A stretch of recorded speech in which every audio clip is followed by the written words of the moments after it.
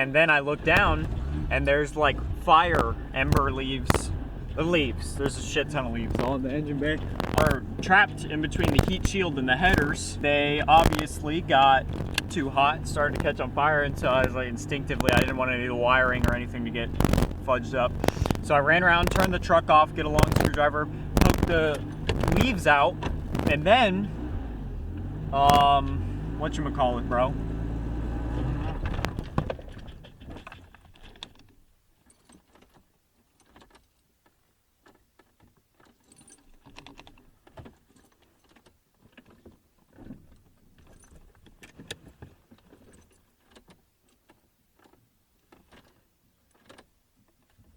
See, just died.